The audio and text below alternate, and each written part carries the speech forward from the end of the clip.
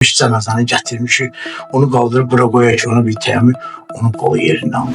Nəysə, biz onu su vuranda ayıldı. Ayıldı, yanındakı da qorxdu, qaçdı, hamilə qadın olub deyə. Dibdəki bu nəsə bu. Ürək dayanında belə bir proses ki. Sonradan necə bunu da elə eynilə yığılıb, bu su kəfəni, hətta kəfana bir da bu çıxır, qışqırır falan. Çünki babam bana deyərdi ki, yaş əlindən toxunmur ona, ailə qorxub, ürəyi partiyaya bilir.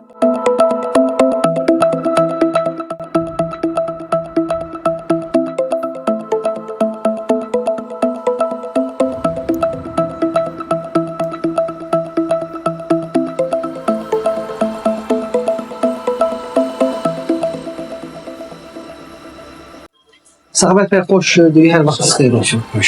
Səxavət bəy, siz uzun müddətdir insanların, dünyasını dəyişən şəxslərin yuyulması ilə məşğulsunuz. İslam dininin vacib şərtlərdən biridir bu.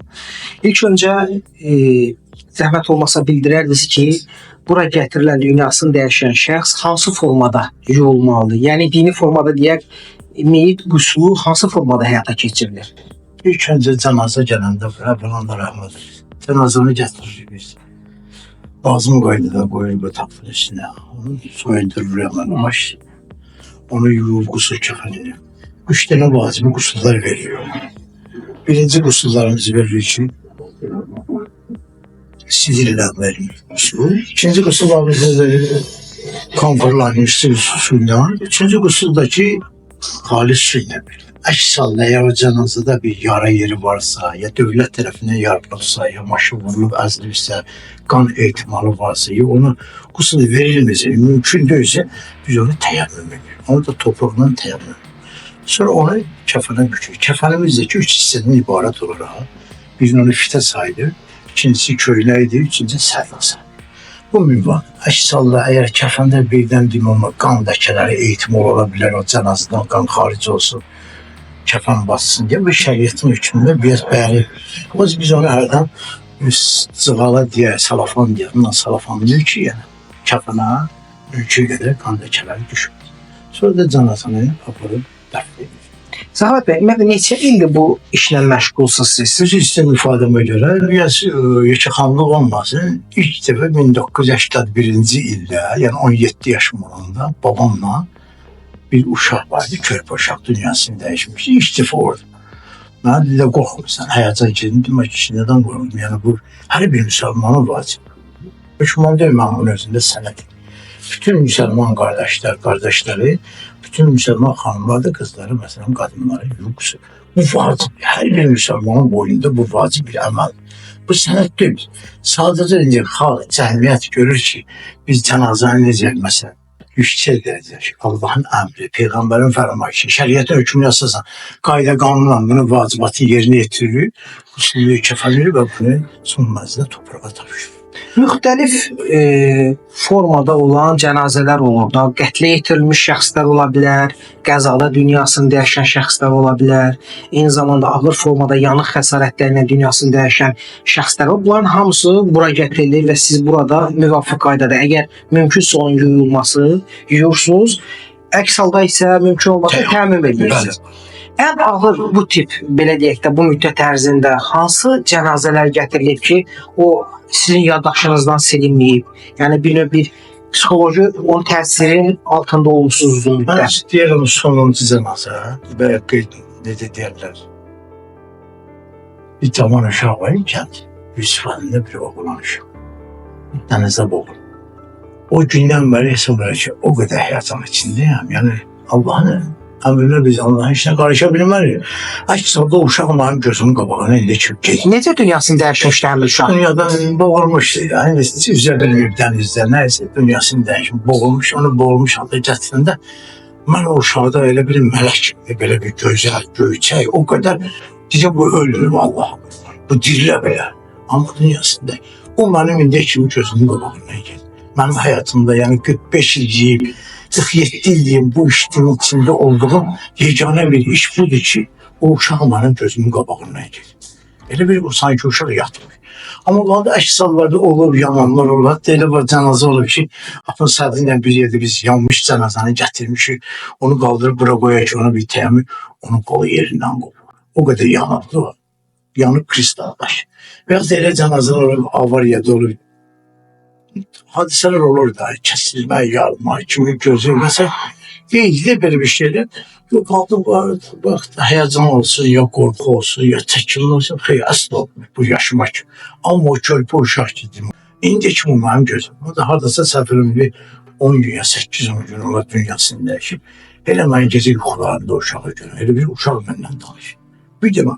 Amma qaldı belə şeylər də. Bir dəfə də olub 1982-ci illərdə. İndi üzr istəməsi məclisdə yeyib içiblər. İndi üzr istəmir. İndi baxırlar, həkim baxıb görürlər bu da dünyasında. Gətirdim bir, ancaq onu yuyandılar, bu su kəfən eləyəndə onu yuyandı, onun hətta üzüm isbit incəlir. Onun yaxınlarından kimlərsən dedi, ya bu içəlidir belə falan. Nəysə biz onu su vuranda ayıldılar. Ayıldı, yanımdakı da qorxdu, qaçdı da, belə həyəcan, mən dedim, oturdu, mənim olur, dedim, sadəcə sən belə. Sonra eşitdim 18 il ömür sürüb həmin insan dünyasındayıq. Bu da təqribən olur 1982-ci illər. Hələ mən askeri getməmişdim.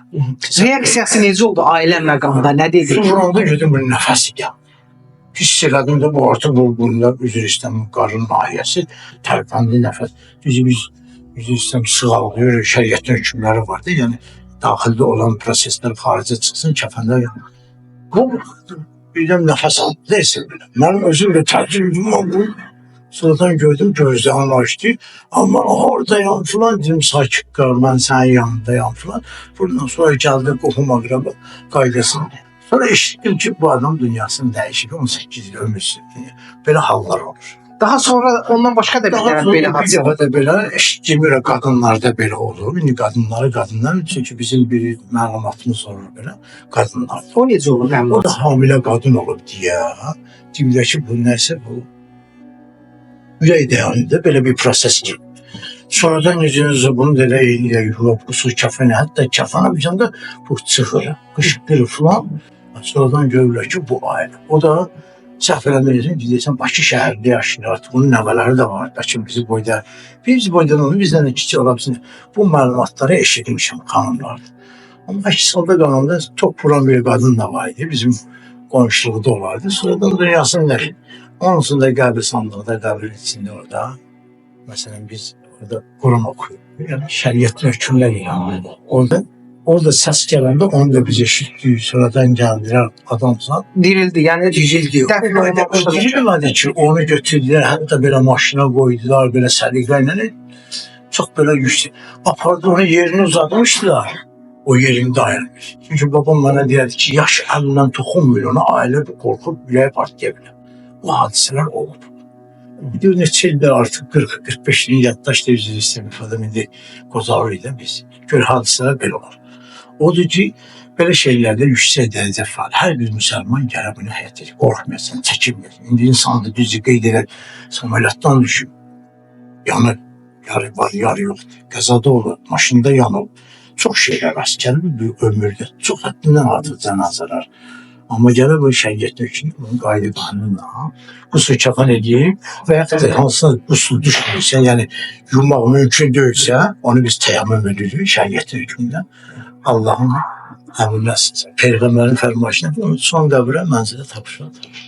Bu ağır prosesdə yəqin ki, sizin yanınızda sizə kömək edən şəxs də olur da. Olur, şəxslər olur, sağ olun. Siz uzun müddətli bu sahədə bir təcrübə qazanmışsınız və o təcrübə də artıq bu sahədə öz peşəkarı olaraq öz sözünü deyir də. Olurmu ki, sizin yanınızda olan şəxslər bu mənzəriyə dözməyib, qorxsunlar, çəkinsinlər? Bununla bağlı. Belə sonra sudurqa tutub, əli, ayağı, dili. Nə vaxt olub bu təxminən necə olub? 1997-ci ilin aprel ayının 30-u idi, səhv eləmirəmsə. Belə bir tarixdir. Səhv eləmirəm, 1930. Həmin gündə çox möhkəm ildırım çapırdı. Həmin ildırımın çalı biz də həyatda idi, onda məscidlərimiz belə də gözəl fəaliyyətdə deyildi. Sonra da məscidlərdə bu şəriyyətdir, dövlətimiz icazə verdi, hər şey yüksəkdir, görürsün göz qabağında. Yəni, isti suyunu, soyuq suyunu, hər şey. Onda həyətlərdədir, məhəllə deyər. Orada bir mağar qurardı ki orada. Ama belə hadisələr olub. Yanındakı qorxub, həyatan gəlir. Hətta indi cənazanın ağı balaca sürüşüb, belə düşüb, yanındakı elə bilib ki, bu tərəfində qorxub. Dedim, yox, əli sadəcə sürüşdü. Belə hallar olub həyatda. Amma qaldı ki, üzü istəmirdim. Mən belə şeydə zərrə qədər də olsun. Çünki babam bana deyərdi ki, Abdurrahman, dedi, sən diridən qorx, ölünün əli, dünyasının dəyişməni nədən qorxursan sən? Artıq dünyası. Belə hallar olurdu görsən ki, klinika ölüm kimi olur, diridir və yaxud da ki, çox içib, gözündə olmayıb, gətirirlər görə dünyasını dəyişib, belə hallar olur.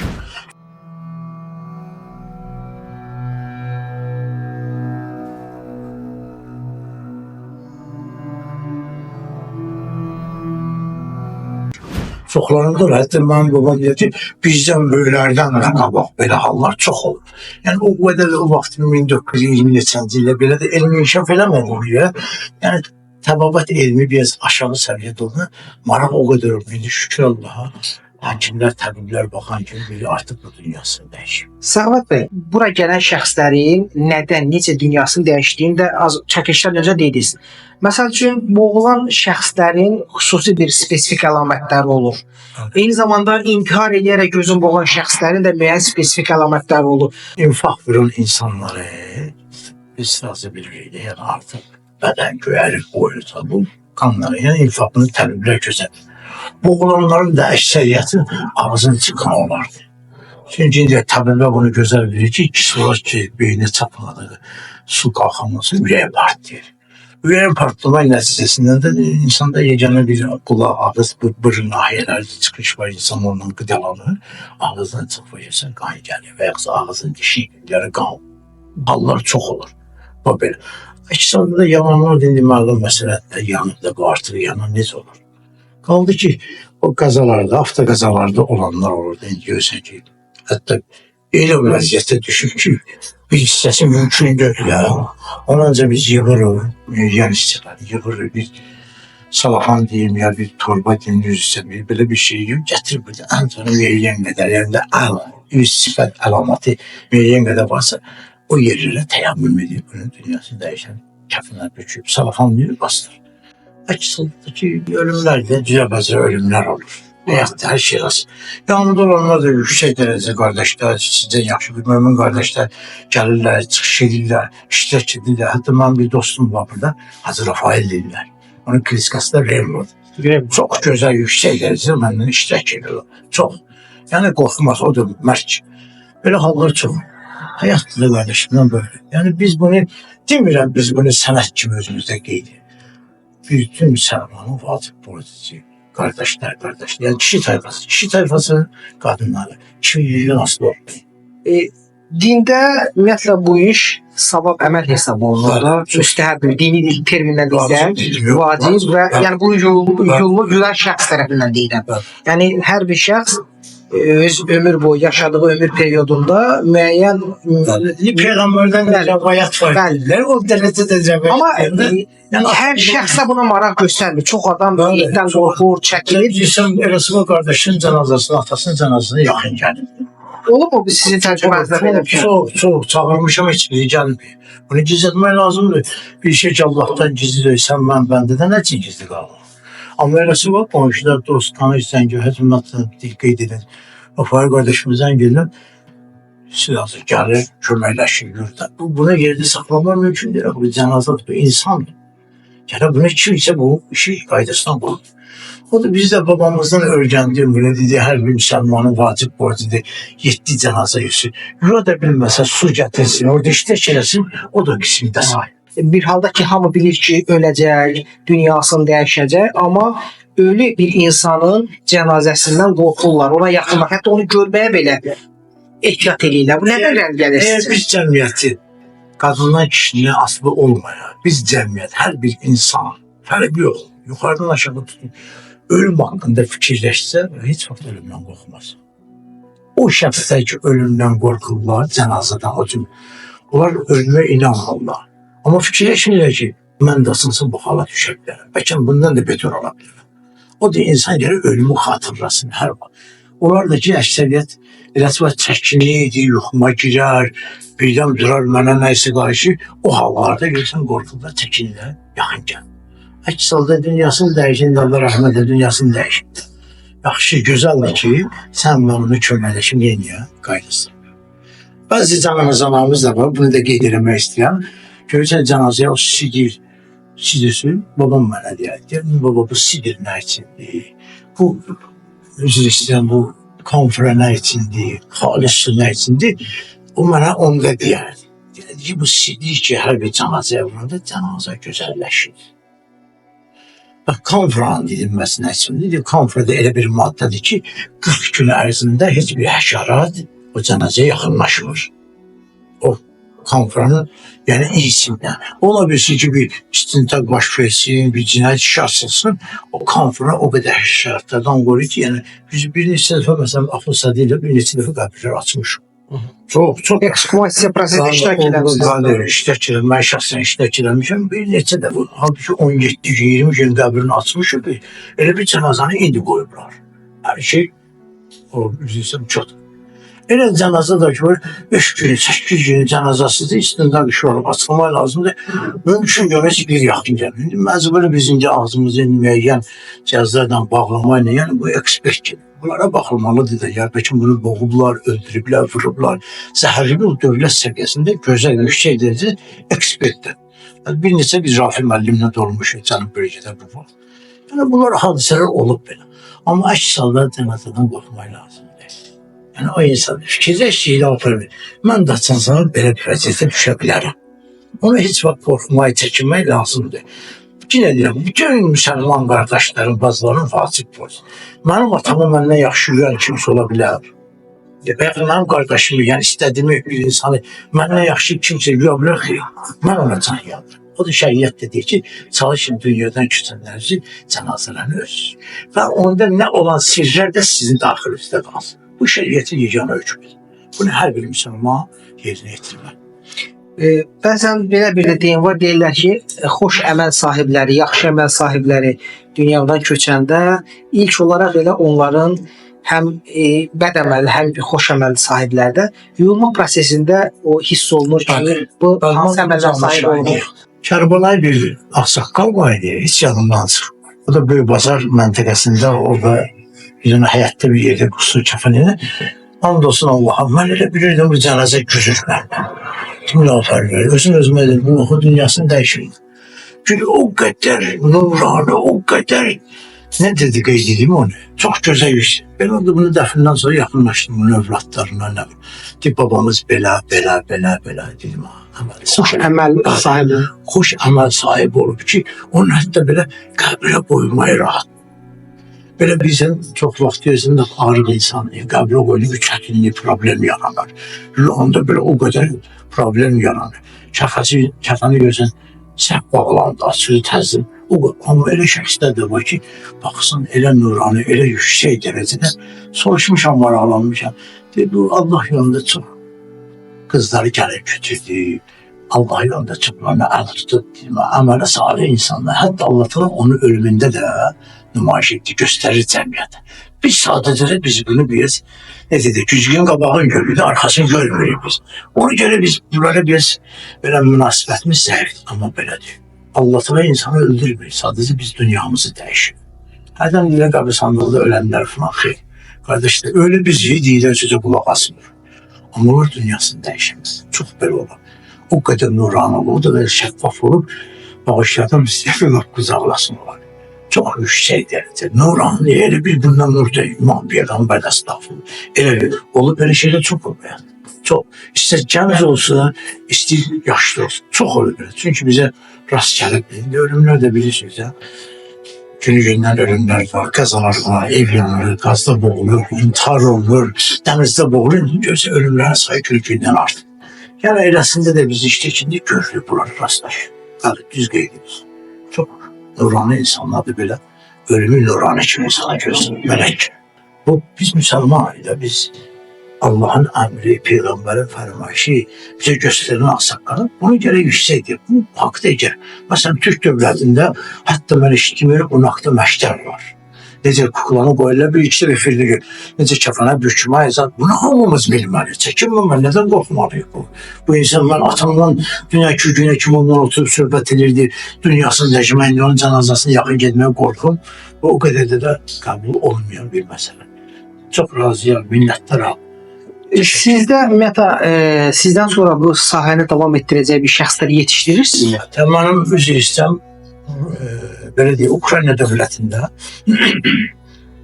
15 yanvar tarixində 2007-ci ildə əmmoğlu dünyasını dəyişdi. Abdülhamid rəhmət eləsin. Üzr istəyirəm, mənim oğlumla həmin əmmoğlumun qardaşı, yəni əmimlə, o uşaqlar. Yəni bu tarixdir.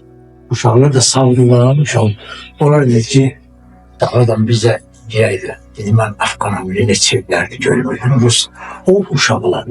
Hərəsi ona da təvəllüdü 1997-ci ildir, 2008-ci ildə, 2007-ci ildə noyabr ayında, üzr istəyirəm, yanvar ayının 15-ci dünyasında təqribən yaşı ilə hesablayın.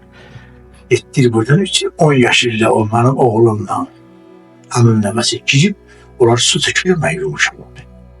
Uşaqlar çəkir. Yəni 10 yaşında uşaq. Yəni bu rəsm var. Hayatda yaşır. Yəni deməkdə o uşaqlar belə bizdən sonra davam edənlərimiz üçün. İşte qadın tərəfdən həm də babamızın qoyduğu qanuna əsasən bizim ailədə çalış. Bizim də nəslimiz, yəni üzrəcə Bağırovlar tayfasında belə qeyd edir. Nə qədər kişi tayfası olursa, mən Azərbaycanda olmuşamsa, olur biz qusur kəfəlidən. İndi o birdən Rusiya dövlətinə qonaq getmişik, gəzinti getmişik, işlə əlaqə və s. olar. Amma ardıcılığımız var, bəli.